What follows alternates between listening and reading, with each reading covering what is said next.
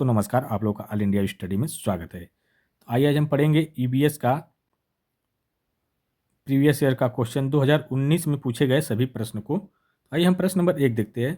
Option number 1 है बच्चों को पर्यावरण अध्ययन सीखने में प्रभावशाली तरीके से जोड़ा जा सकता है।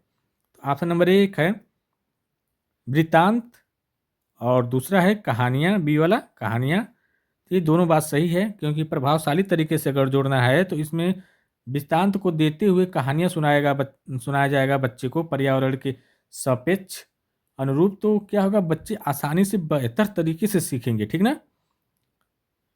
सी वाला है शिक्षक के द्वारा अवधारणाओं की प्रभावशाली व्याख्या नहीं, ठीक ना। और डी है शिक्षक के द्वारा अवधारणाओं का प्रभावशाली प्रदर्शन और व्याख्या, ये भी नहीं, ठीक ना। इसका सही जवाब हो जाएगा ए और B, option number D correct हो जाएगा। अगला क्वेश्चन देखते हैं, प्रश्न नंबर 2।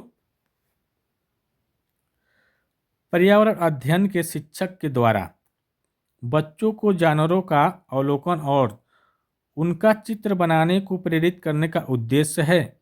ऑप्शन नंबर 1 है बच्चों को सृजनात्मकता का विकास करना, बी है बच्चों में अवलोकन और रचना कौशलों का विकास करना, सी है बच्चों में संदर्भगत संवेदना का विकास करना। और ठीक, तो आइए देखते हैं ऑप्शन नंबर ए में क्या है, बच्चों में सृजनात्मकता का विकास करना। ये बात तो एकदम सही है, ठीक ना। तो ये सही है। फिर कह रहा है कि बच्चों में अवलोकन और रचना कौशलों का विकास करना, ये भी बात एकदम सत्य है।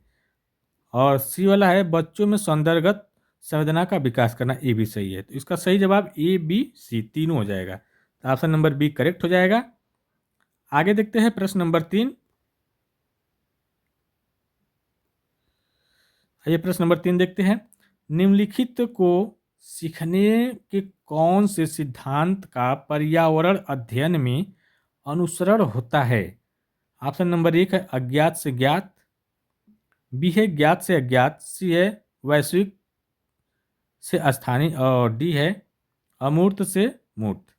तो देखिए सीखने में क्या होता है, यह बोल रहा है पर्यावरण अध्ययन में अनुसरण होता है, ठीक ना। जब कोई वस्तु अगर ज्ञात होगी तभी अज्ञात की ओर जाएंगे, ठीक ना। अगर ज्ञात नहीं होगी तो उधर हम जाएंगे कैसे, रास्ता पता नहीं है तो उधर जाएंगे कैसे, ठीक ना। तो इसका सही आंसर हो जाएगा ऑप्शन नंबर बी, ज्ञात से अज्ञात की ओर। ठीक, अगला देखेंगे प्रश्न नंबर 4। पर्यावरण अध्ययन में शिल्पकला और चित्रकला को समूह में करके सीखने पर बल दिया जाता है, क्योंकि कह रहा है कि पर्यावरण अध्ययन में शिल्पकला और चित्रकला को समूह में करके सीखने पर बल दिया जाता है। तो इसका मतलब क्या है, आइए ऑप्शन नंबर 1 देख कर देखते हैं। कक्षा की अनुशासनहीनता को रोकने के लिए समूह में सीखना शिक्षकों के लिए एक आसान और बहुत प्रभावशाली युक्ति होती है। बात तो हद तक क्या लग रही है, सही है? नहीं, अनुशासन एक की बात नहीं है, अनुशासनहीन वाली बात आ गई, तो इसलिए गलत हो गया, ठीक ना। दूसरा है समूह में सीखना सहपाठी द्वारा सीखने को प्रोत्साहित करता है, ये बात एकदम सही है, ठीक ना। सी है समूह में सीखना कक्षा में सामाजिक अंतःक्रिया को बेहतर करता है, ये भी बात एकदम सही है। ठीक, अगला देखते हैं डी वाला, समूह में सीखना पर्यावरण अध्ययन के पाठ्यक्रम को समय पर पूरा करने में सहायता। पर्यावरण के अध्ययन को पूरा करने की बात नहीं है, समय पर की बात नहीं होगी, ठीक ना। इसका सही आंसर बी और सी, कहाँ है, केवल बी और C, option number A correct हो जाएगा। अगला देखेंगे, ये वाला सही है, ठीक ना, ए ध्यान रहे। अगला देखेंगे प्रश्न नंबर 5। निम्नलिखित में से क्या पर्यावरण अध्ययन को सीखने का सबसे प्रभावशाली संसाधन है। ऑप्शन नंबर ए परिवार के सदस्य, बात तो सही है, इससे परिवार के सदस्यों से सीखा जाता है, ठीक ना। समाचार के पत्र से भी सीखा जाता है।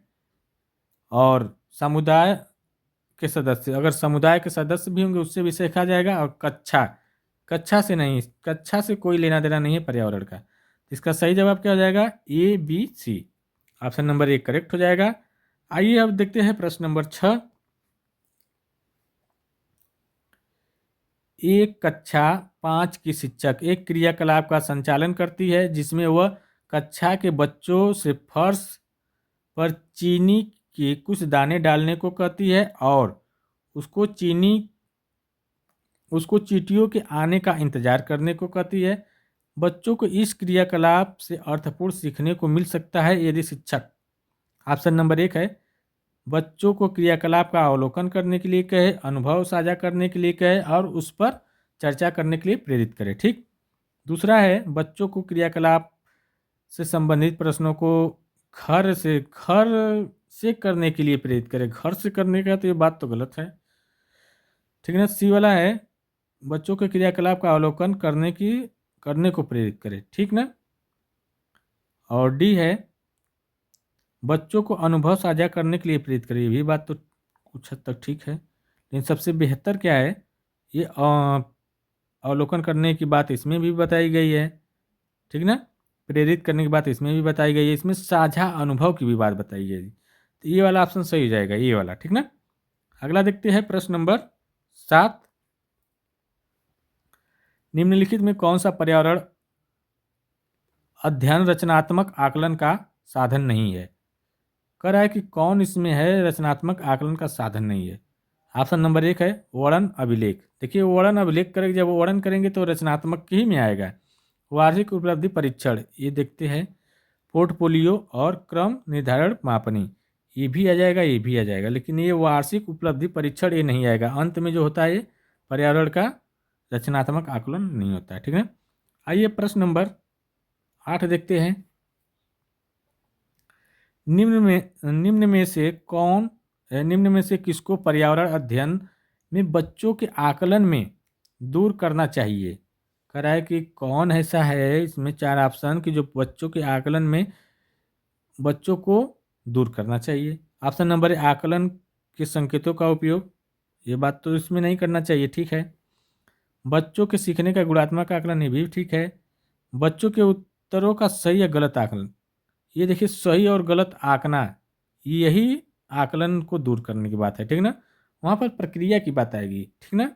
अवधारणा की बात आएगी, समझ की बात आएगी कि बच्चा किस प्रकार समझ रहा है। बस वहाँ सही और गलत के बात नहीं करेगा कोई। तो इसका ऑप्शन नंबर सी करेक्ट हो जाएगा। नहीं पूछा है तो दूर की बात का मतलब नहीं होगा।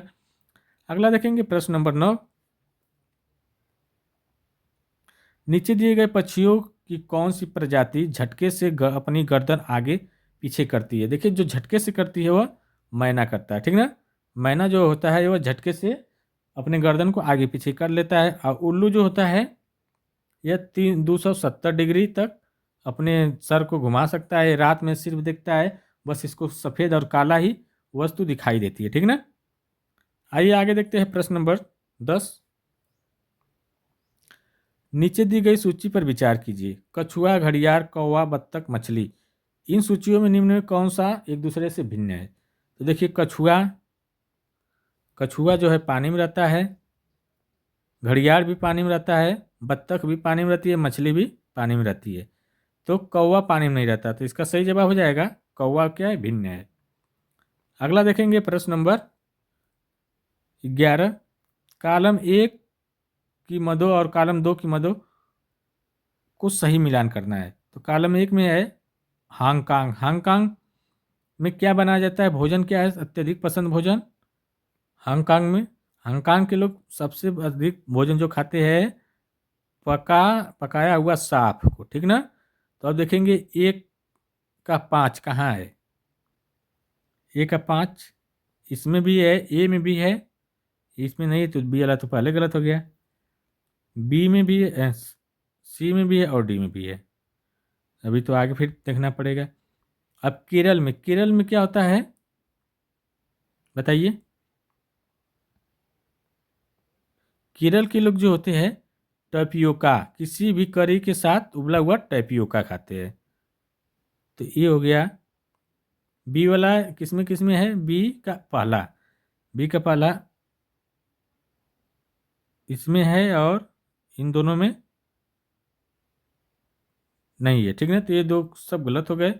बचा क्या? एक ही बचा ना।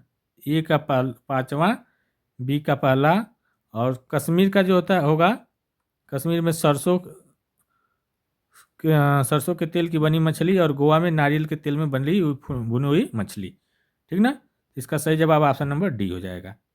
अगला देखते हैं प्रश्न नंबर 12।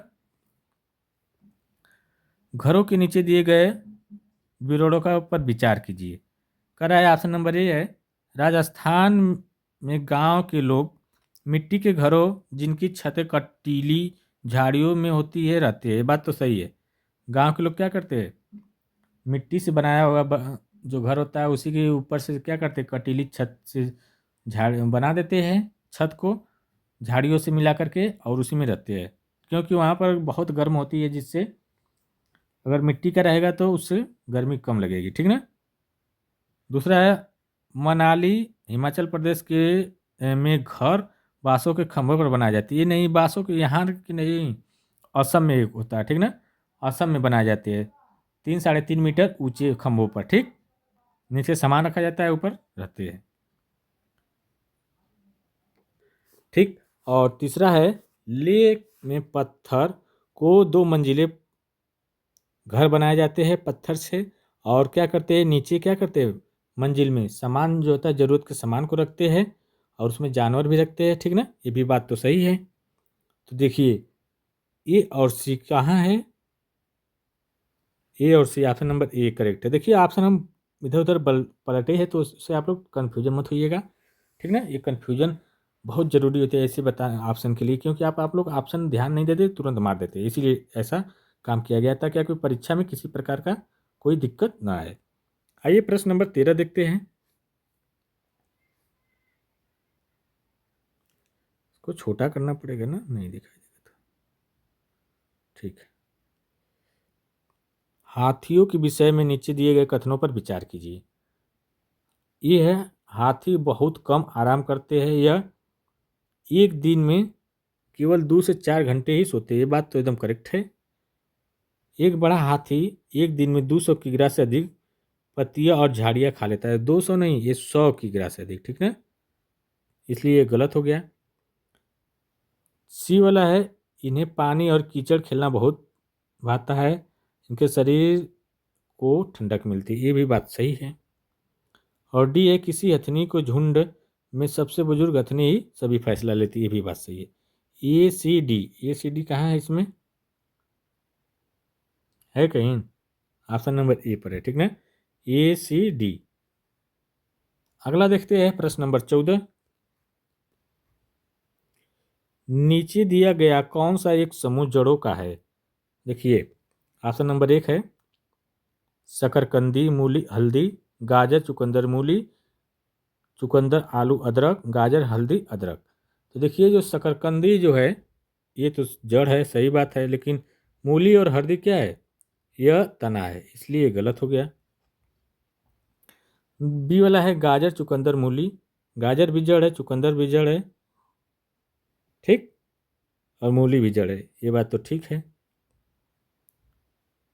चुकंदर आलू अदरक, जो आलू है ये क्या है, तना है।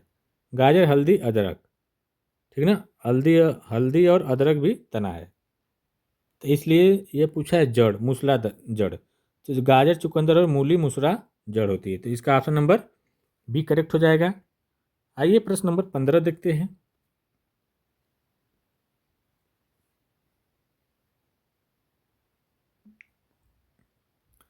रेगिस्तान ओक नाम का एक पेड़ है जो पाया जाता है। रेगिस्तानी ओक नाम का जो पेड़ है वो कहाँ पाया जाता है, तो राजस्थान के रेगिस्तान में नहीं, राजस्थान के रेगिस्तान में नहीं पाया जाता है। संयुक्त अरब अमीरात के रेगिस्तान में भी नहीं, अबू धाबी में भी नहीं, ये ऑस्ट्रेलिया में पाया जाता है। ठीक ना, इसका सही जवाब हो जाएगा ऑस्ट्रेलिया। आइए अगला क्वेश्चन देखते हैं प्रश्न नंबर 16।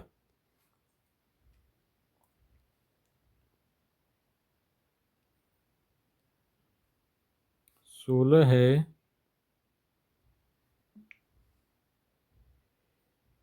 कोई व्यक्ति 29 नवंबर 2019 को एक एक्सप्रेस ट्रेन में सूरत गुजरात से नागरकोइल केरल जाने के लिए बैठा। यह ट्रेन सूरत से 19:45 पर वहाँ से चली और 1 दिसंबर 2019 को 11:45 पर नागरकोइल पहुंच गई। यदि सूरत और नागरकोइल की जो ट्रेन की जो दूरी है वह कितना है कुल, इधर इधर, कुल है 2120 किलोमीटर। तो ट्रेन में कितना यात्रा की गई, तो देखिए अब हम निकालेंगे क्वेश्चन को तभी तो आएगा। 30 तारीख को 29 को गई है ना, 29 और यहाँ 30 लिख लेते हैं, और यहाँ पर पहली तारीख। नवंबर जो होता है 29 का होता है महीना, ठीक ना। तो 29 को कब बजे निकली है, 19:45 पर। तो यहाँ पर भी आएगी तो 19:45 पर। तो 30 तारीख को 19:45 पर क्या घंटा हो जाएगा, 24 घंटा, ठीक। और पहुँच रही है कब, फिर 7 और जोड़ दीजिए, 24×7 कितना हो जाएगा। तो जब यहाँ से यहाँ तक आएगी तो 19:45, तो कुल मिलाकर के ये 40 घंटा हो रहा है, ठीक ना।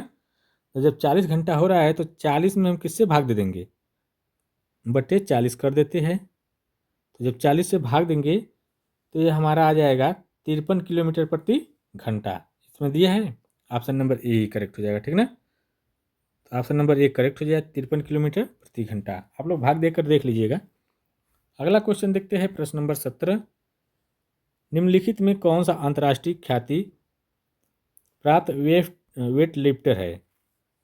ऑप्शन नंबर ए है सूर्यमणि, बी है कड़म मल्लेश्वरी, सी है सुनीता विलियम और डी है बछेंद्री पाल। तो बताइए कौन है। कड़म करडम मल्लेश्वरी है, ठीक ना। इसका सही जवाब हो जाएगा करडम Malleswari. Option number b correct हो जाएगा। प्रश्न नंबर 18 देखते हैं। उच्च ज्वर तेज बुखार के साथ कपकपी किसका उपचार सिकोना पेड़ के छाल से किया जाता है। कह रहा है कि इसमें से कौन है जो सिकोना पेड़ के छाल से किया जाता है, जिसकी दवा क्या होती है, कुनीन होती है, ठीक ना। तो कौन होती है यह, मलेरिया का, ठीक ना। मलेरिया का जो उपचार किया जाता है कुनीन दवा से, जो सिकोना नामक पेड़ की छाल से बनाई जाती है दवा, ठीक। अगला देखते हैं, प्रश्न नंबर 19। निपेंथिस वह पौधा जो शिकार करता है कि विषय में नीचे दिए गए कथनों पर विचार कीजिए। ऑप्शन नंबर 1 है वह पौधा ऑस्ट्रेलिया, इंडोनेशिया और भारत के मेघालय में पाया जाता है। ये बात तो एकदम करेक्ट है। दूसरा है इसका आकार घड़े जैसा होता है और उसका मुंह एक पत्ती से ढका होता है। ये भी बात सही है। तीसरा, ये केवल छोटे कीड़े मकोड़े को फंसाकर उनका शिकार करता है। नहीं, सिर्फ कीड़े मकोड़े नहीं, मेढक को भी, मूस को भी, ठीक है, चूहा को भी फंसाता है, इसलिए क्वेश्चन गलत हो गया। डी वाला है यह छोटे कीड़े मकोड़े को खींचने के लिए मोहक आवाज़ नहीं, सुगंध, मोहक सुगंध निकालता है, जिससे कीड़े मकोड़े और मेढक और चूहा उसके वहाँ जाते हैं और वो तुरंत पत्तियों से ढक लेता है और उसमें वो मर जाते हैं।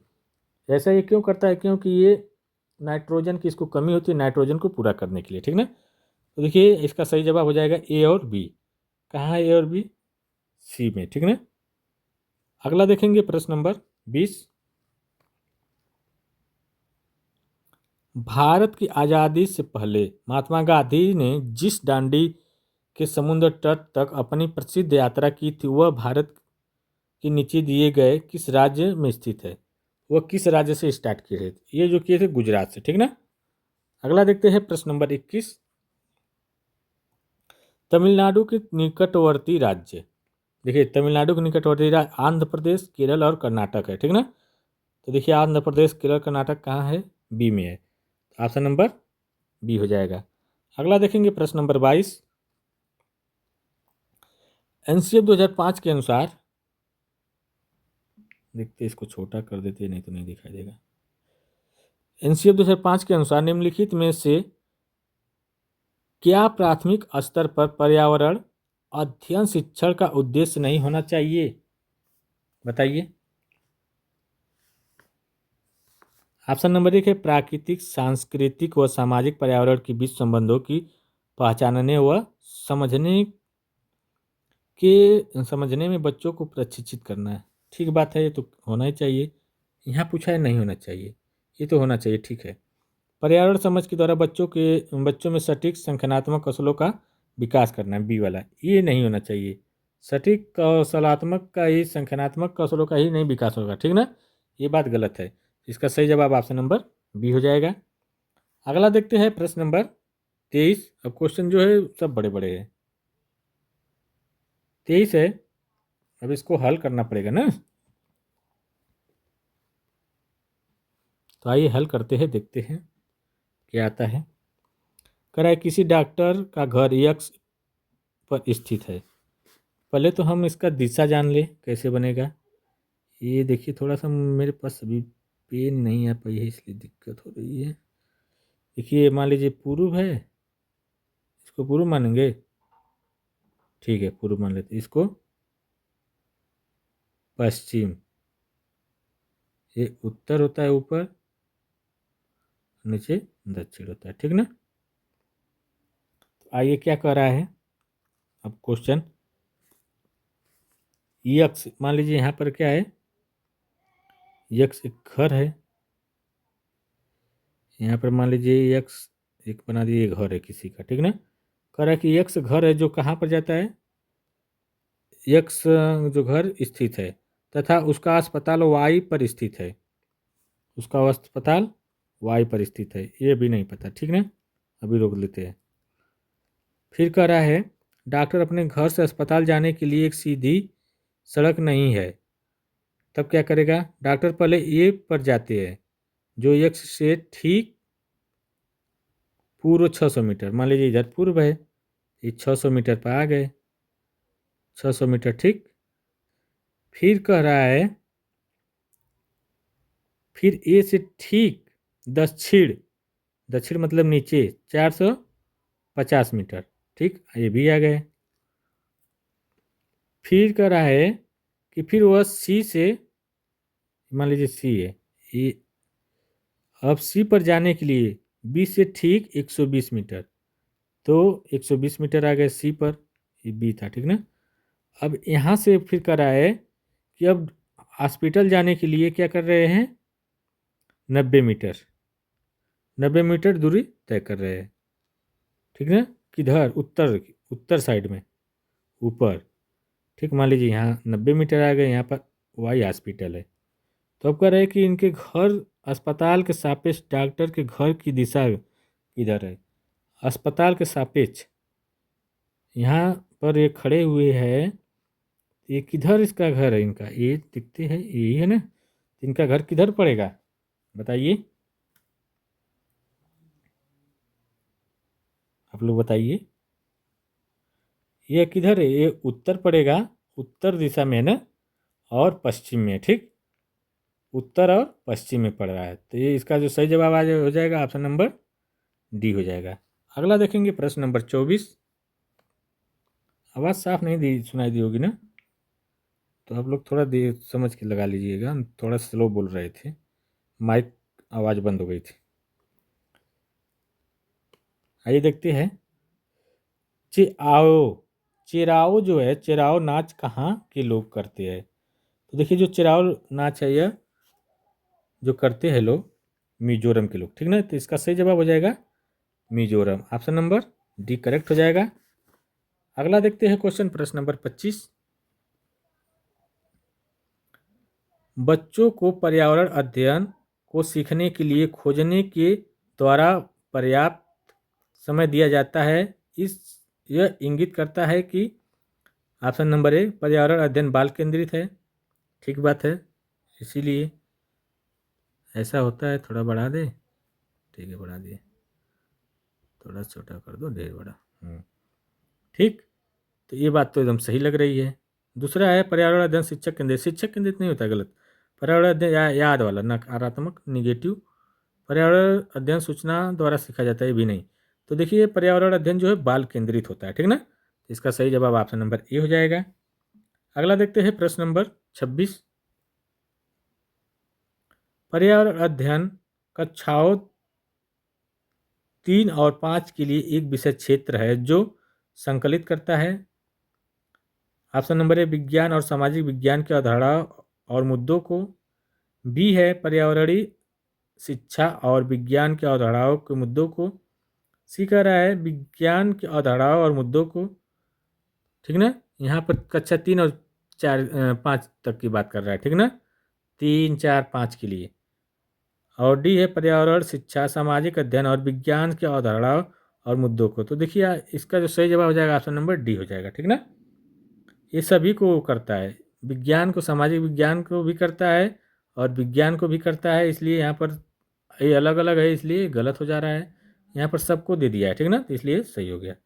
अगला देखते हैं प्रश्न नंबर 27।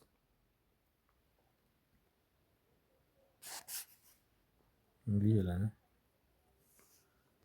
बच्चों का सक्रिय भाग लेना, सक्रिय भाग, एक तो बात सही है। बच्चों के समुदाय का सदस्य, ये भी बात सही है।